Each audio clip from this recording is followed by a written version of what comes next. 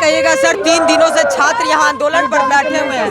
PW के sir हैं, आप किस तरह से इसको देख रहे हैं? अभी तक क्या आयोग के पास इन लोगों की आवाज़ नहीं पहुँच रही है?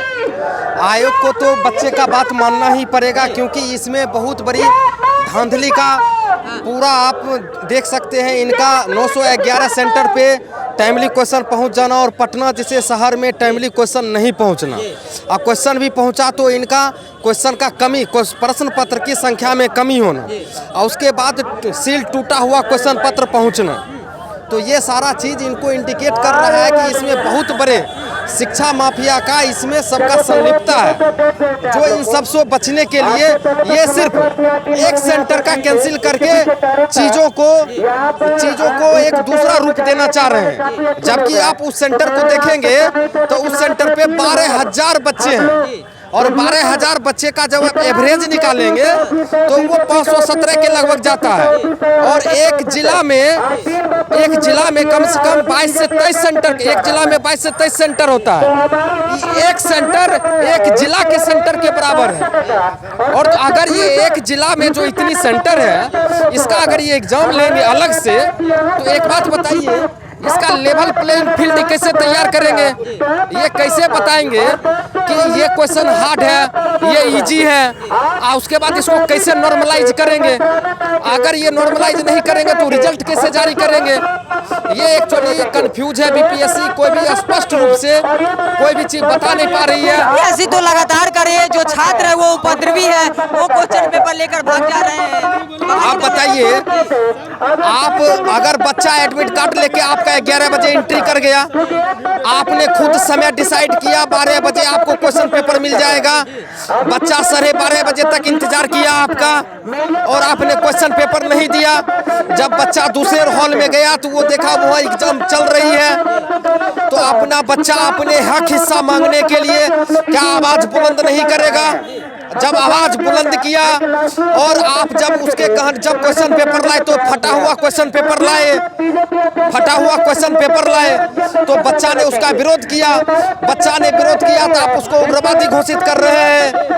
जबकि सच्चाई ये है कि नॉन सीरियस जो बीपीएससी है, जो बच्चे को टाइमली क्वेश्चन पेपर दे ही नहीं पा रही है, ना उनका सही से नहीं, उनको सही प्रश्न पत्र भी नहीं दे पा रही है, फटा हुआ सील का दे रही है। जबकि नियम है कि जो सील है वो बच्चे के सामने बच्चे का सिग्नेचर करके, बच्चे का रोल नंबर लिख के उसके बाद बच्चे के सामने फटता है। लेकिन वहाँ इस कानून का पालन नहीं किया गया, जिसके वजह से बच्चे उग्र हो गए। वहाँ पे बच्चे अगर आंदोलन करते हैं तो डीएम के द्वारा वहाँ बच्चे को थप्पड़ मार दिया जा रहा है। तो डीएम तो ऑलरेडी वो तो पूरा फंडामेंटल राइट का, वो जबकि एक अच्छे पोस्ट पे है, एक अच्छे पद पे आसीन है, लेकिन वो खुद नियम का उल्लंघन कर रहे हैं। आप किसी भी बच्चे पे हिंसा का प्रयोग नहीं कर सकते हैं। यह हिंसा का किसको क्या सजा देना है, ये हमारी जुडिशरी डिसाइड करेगी। एग्जीक्यूटिव को कोई पावर नहीं है सजा देने का। वो थप्पड़ मारना सरासर गलत था, और उसके लिए बजावते उन पे कार्रवाई के लिए कोर्ट में उनको नोटिस इशू कर दिया गया।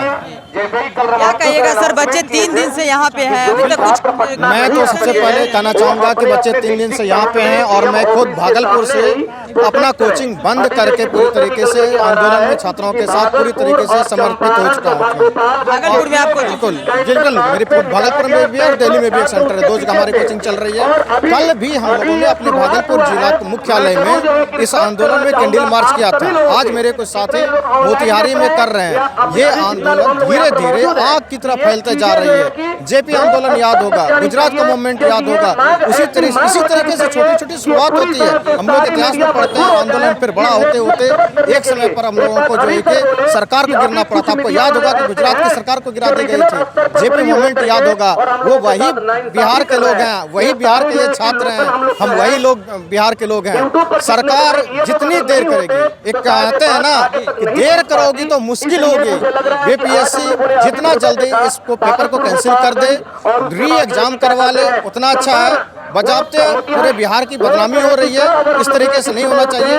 आप लॉजिकल तरीके से सोचिए। इससे पहले 2 एग्जाम हुआ है, 68, 69 बीपीएससी का, कितने अच्छे तरीके से संपन्न हुआ। वही सिस्टम है, वही यहाँ के लोग हैं, वही सारे स्टाफ थे। सिर्फ एक चेयरमैन के बदल जाने से इतना ऊपर नीचे कैसे हो सकता था? आपको याद होगा पिछले साल बीपीएससी ने अपना जब एक समय बनाया था, लास्ट में चेयरमैन सर जा रहे थे, अतुल प्रसाद सर, उन्होंने बिहार लोक सेवा आयोग पूरे भारत में एक अच्छे लोक सेवा आयोगों में से गिना जाने लगा था। ये कैसे हो गया था? और इनके आने से, ये मनु भाई जी के आने से तुरंत पलट कैसे गया?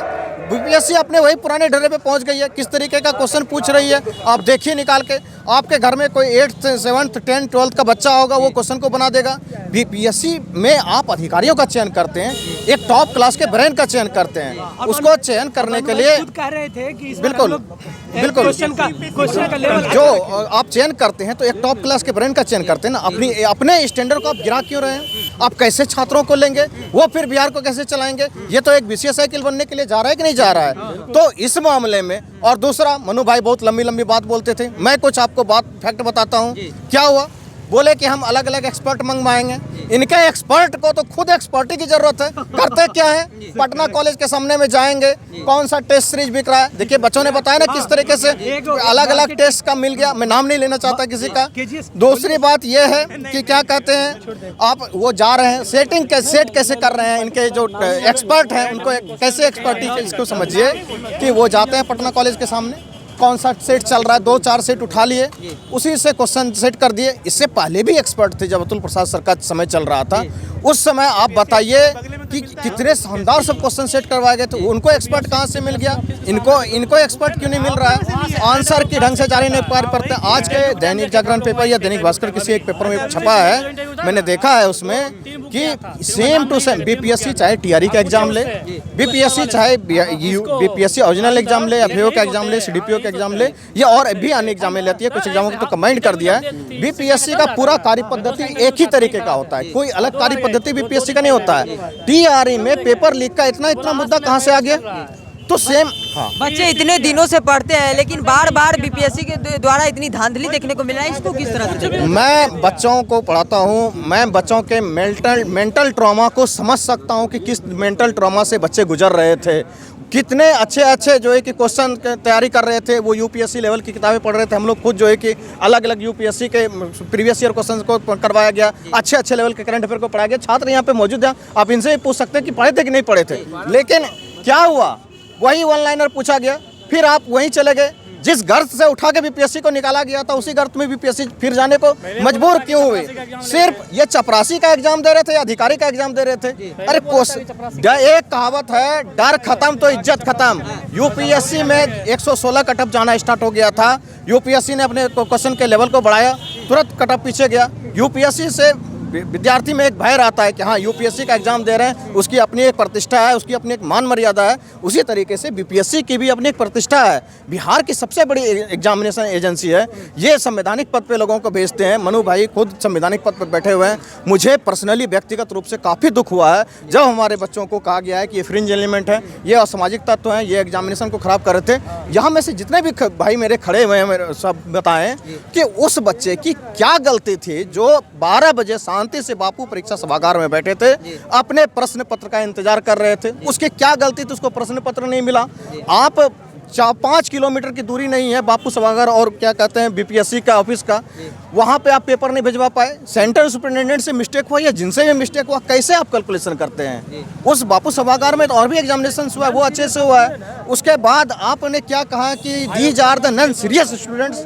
आप नॉन सीरियस हैं कि ये हमारे बच्चे नॉन सीरियस हैं। मुझे पर्सनली इससे बहुत व्यक्तिगत दुख हुआ है। आप मनु भाई से मैं पूछना चाहता हूँ चेयरमैन सर से कि मनु भाई सर ये बताएं कि आपके बेटे आपकी बेटी उसी बापू सभागार परिसर में रहते तो क्या आप उसे नॉन सीरियस कहते?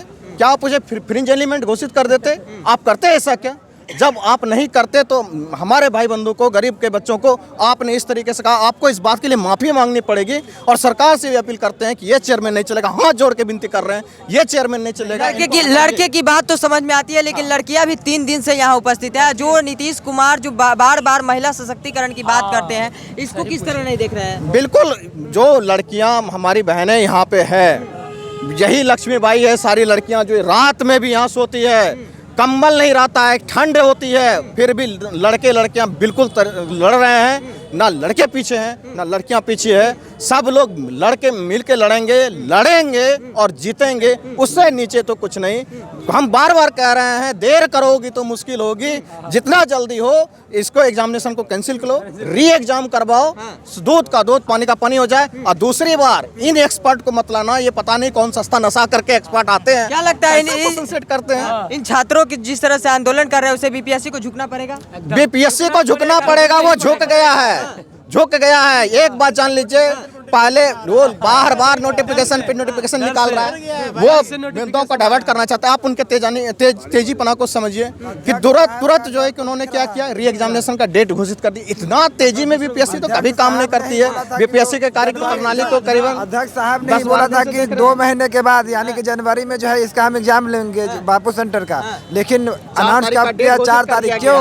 ये आंदोलन देख लिया तो इसलिए डर गया, इसलिए ये 4 तारीख को डेट अनाउंस कर, नहीं तो वो जा रहा था जनवरी में। ये क्या था, वो बौखलाहट हो गई उनको, वो डर गए हैं। उनको मालूम है कि हमारी वो कुर्सी जा सकती है, हमको वापस से वहाँ गुजरात भेजा जा सकता है। इसलिए बिहारी की अस्मिता के साथ नहीं खेलिए, गुजरात से आकर बिहारी को ललकारिए नहीं। हम लोग जब अपने पर उतर जाएंगे तो फिर आपको बुरी बिस्तर लेकर निकलना पड़ेगा। आंदोलन पूरे बिहार में फैलेगा, पूरे 38 जिला में फैलेगा। शुरुआत हो चुकी है मोतिहारी से शुरुआत हो गया है। चंपारण 2.0, चंपारण सत्याग्रह 2.0 मोतिहारी से स्टार्ट हो गया है।